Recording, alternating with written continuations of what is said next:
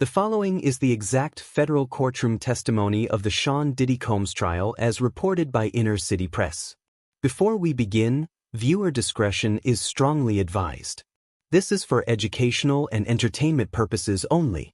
When Kanye West entered the courtroom, no one anticipated what he was going to say, but what he revealed left the gallery stunned and staring straight ahead.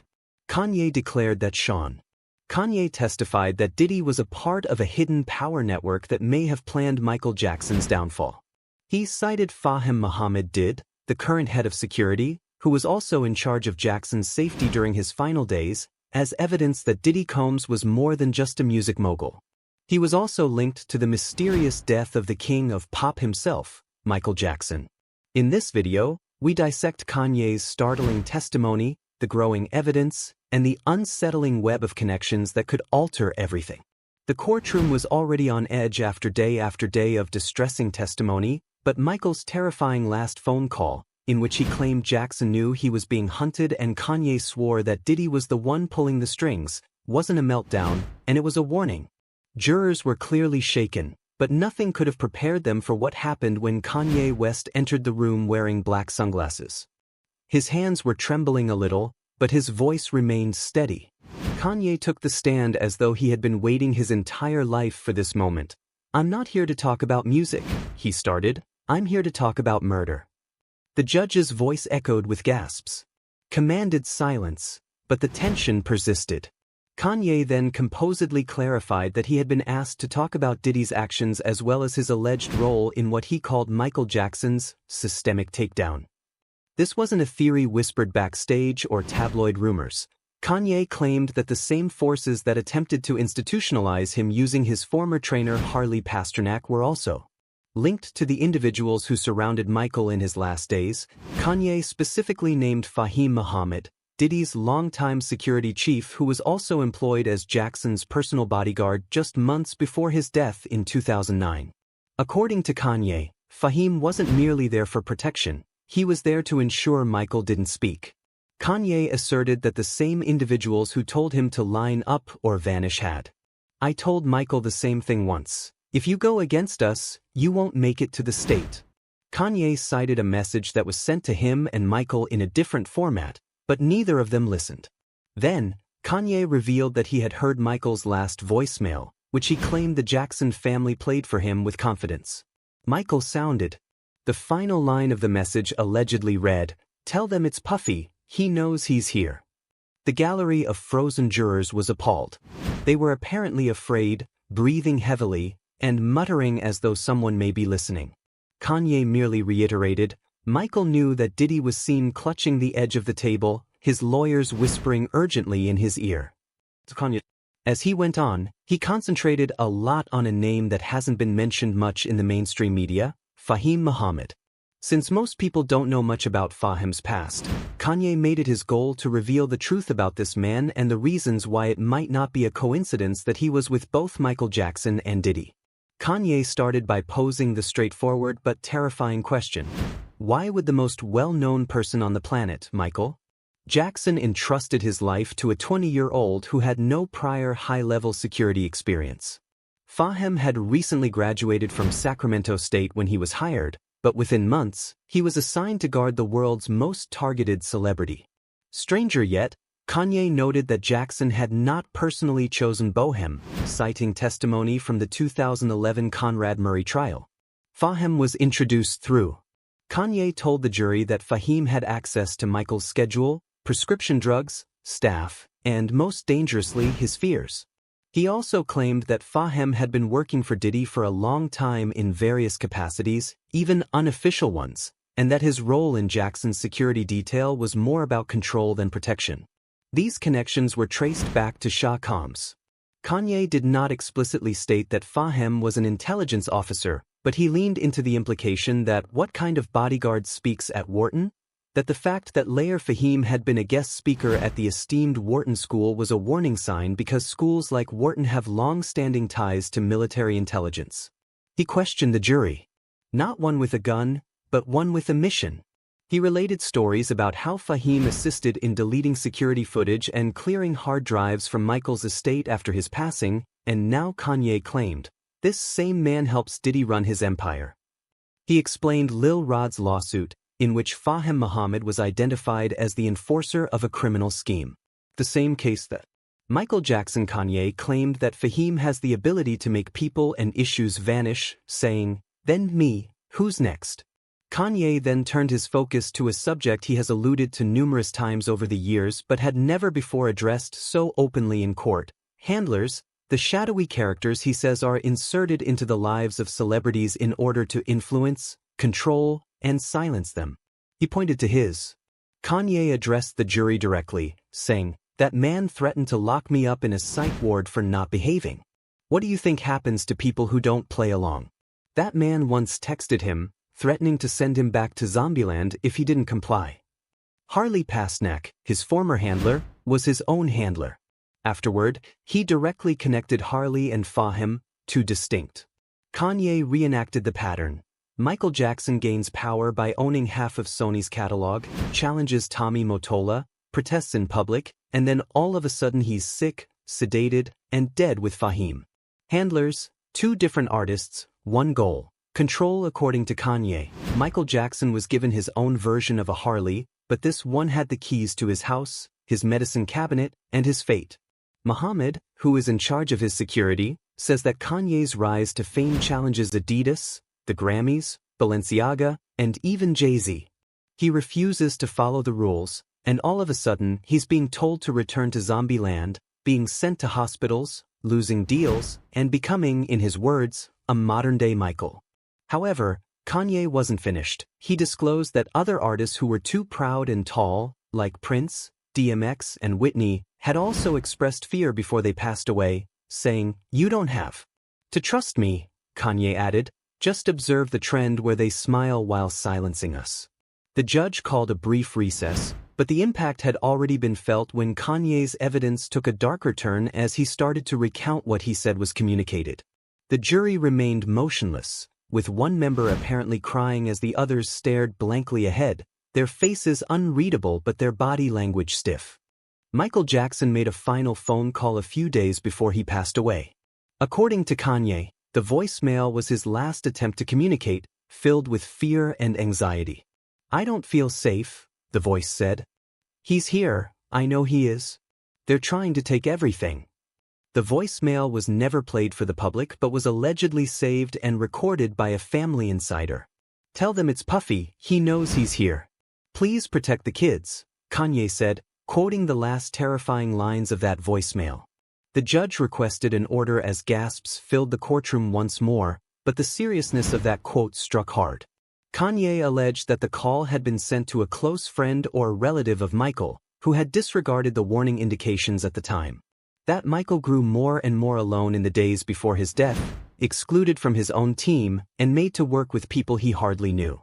He pointed directly at Fahim Muhammad once more, asking why a young man in his early 20s who had just graduated from college was assigned to the most well-known person on the planet. Why did Michael's longtime security staff suddenly disappear? Why? Kanye asked. By whom was Fahim installed? Kanye brought up an important detail. On the night of his death, the house that was supposed to be under surveillance failed, and it was reported that Michael's security camera system malfunctioned. He said that the cameras were down and that the tape was erased, similar to what happened in the Diddy tunnel. Then, in a shocking revelation, Kanye outlined the financial stakes. Michael was worth billions in publishing rights, his comeback tour was expected to set world records, and the catalog, which Kanye added, is killing for. What if Michael wasn't supposed to die from propofol? What if he was being prepared for something else and they messed it up? What if someone panicked and pulled the plug too soon? He ended this section by saying, Michael Jackson's death was the cleanest business move Sony ever made.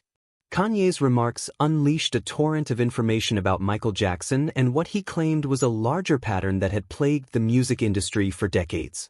In Part 5, the emphasis shifted to a somber list of musicians who, according to Kanye, attempted to challenge the system and were ultimately silenced, either in death or in shame. As if reciting a eulogy, Kanye brought up Whitney Houston, DMX, Prince, Amy Winehouse, Lisa Left Eye Lopez, and how Prince had publicly fought Warner Brothers for the rights to his music and warned others about contracts and labels controlling their soul. Prince was later discovered unconscious in an elevator by himself after alerting friends that someone was. In an attempt to silence him, Kanye described Prince's bizarre last appearances, in which he spoke cryptically about death and being watched. Next, he mentioned Whitney Houston, who Kanye said once told Clive Davis that she knew too much, particularly about some strange parties that he claimed had connections to Diddy's circle. Kanye said that her erratic final days weren't random, but rather that they painted you insane so they wouldn't have to reveal how she died. Cited Lisa Left Eye Lopez, who claimed in a video she shot in Honduras only days before she passed away that she was being pursued and that ghosts were warning her. You know what she stated in that video? When Kanye inquired, she replied that she was being pursued and that her car had driven off a road without any obstacles. Kanye asserted that these events weren't random occurrences but were part of a planned purging of non-compliant artists. When you stop being useful to the machine, or you speak out, or you own too much, you become a liability, he said, as the courtroom watched Kanye name another artist, Biggie Smalls. Do you think it's a coincidence that Biggie's death is still unsolved, he asked, or that the only person remaining from that circle standing tall is Diddy Diddy Combs, and the infrastructure Kanye described as one of the most protected empires in? According to Kanye, the Diddy brand was not just about music, it was also about power, leverage, and control. He claimed that this was a front for something much darker. He cited the Lil Rod lawsuit, which claims that Diddy planned parties involving drug trafficking, bribery, and sex trafficking, but he told the jury that this was only the surface and that the true operation was about influence, control, and Kanye said, "You can't fight this with a lawyer, you fight it with a spotlight." He cited the federal raids on Diddy's homes and asserted that not all of the footage seized was made public, claiming that I have seen portions of it. He also claimed that Diddy maintained relationships with executives, politicians, and former intelligence agents, which is why people disappear and why lawsuits disappear. He revealed what he called the pyramid, a network of assistants, stylists, producers, trainers, bodyguards, and lawyers who all worked toward the same goal: silence and surveillance. You're not allowed to leave, you're not allowed to talk, and if you do, you'll never work again. Some of the names are still in the industry, some of them run businesses, some of them sit in this courtroom. Even worse, Kanye said that Fahim Muhammad was once again. The industry didn't just kill Michael, it turned his death into a business model, he said at the end of this segment. The enforcer is the one who makes the calls, clears the phones, and tells you to shut up or sleep forever. Then came the dagger, Fahim. The room sat as Kanye West said these things in public. His charges were clear, specific, and damning, and he sat still at the defense table, but those who watched closely saw how his jaw tightened, his fingers twitched, and he leaned in to whisper angrily to his legal team that something had broken his carefully constructed composure. At one point, Kanye's words weren't just testimonies, they were lightning bolts. He shook his head at Kanye's remarks, but he didn't deny them. Diddy looked at Diddy and said slowly, "You know what you did to him. You watched the king fall." The room exploded with murmurs. The judge struck the gavel for order. Reporters in the room whispered into their phones, documenting every detail as if history was unfolding live, according to multiple court sketch artists and legal observers. Didn't scream, didn't protest, he appeared cornered. One Rolling Stone journalist tweeted, "Did's face went blank like he wasn't in control anymore." Kanye's comment completely changed the tone of the courtroom. He continued to discuss previous encounters with Michael, telling me he was afraid and that he felt like someone was following him in his own house. This portion of Kanye's testimony felt less like a tirade and more like a revelation. The courtroom wasn't witnessing a celebrity meltdown but rather a man relieving himself of something he had been holding inside. He never mentioned Diddy's name at the time, but Kanye acknowledged that the description of the individual matched Fahim Muhammad's description. Kanye's final accusation, a subtle allusion to Diddy's 2010 music catalog acquisitions and rumored $700 million empire built partly off MJ's death, sent shockwaves not only because of the dollar amount but also because it reframed the motive Kanye painted a picture of. He claimed to have carried for years the claim that, "I'm not here to entertain, but that I'm here because a man died and another man got rich from it. The moment Kanye's testimony was live-streamed and tweeted out, a media storm unlike anything in recent memory erupted, with headlines from CNN to TMZ claiming that Diddy had Michael Jackson killed. The picture showed that Michael Jackson was more valuable dead than alive, and someone made sure that the transition happened precisely. Kanye said what we couldn't say for 15 years. My brother was murdered, and the industry knows it. LaToya Jackson made a statement through her lawyer, I've said it before, Michael didn't die from an overdose. He died because someone wanted him to. The Jackson family's response, however, was what stopped the world. Then came the leaked internal emails, which were purportedly acquired by an anonymous AEG whistleblower, indicating that executives knew Michael was physically unfit for the tour but still went ahead without him. One of the chilling emails said, he doesn't need to be well, he just needs to make it through opening night. Kanye's testimony had opened a vault. Even former Jackson employees started reaching out to the court to testify. One said they saw strange security guards in Michael's house the night before he passed away, and another said Michael had become so paranoid that he would sleep with music playing to block out the voices he believed were coming through the wall. Meanwhile, legal experts started looking back at Fahim Muhammad's role and asking why he was. We missed something, a retired officer who worked the Jackson case in 2009 said of Conrad Murray's trial, not cross-examined. This wasn't just bad medicine, this may have been a setup.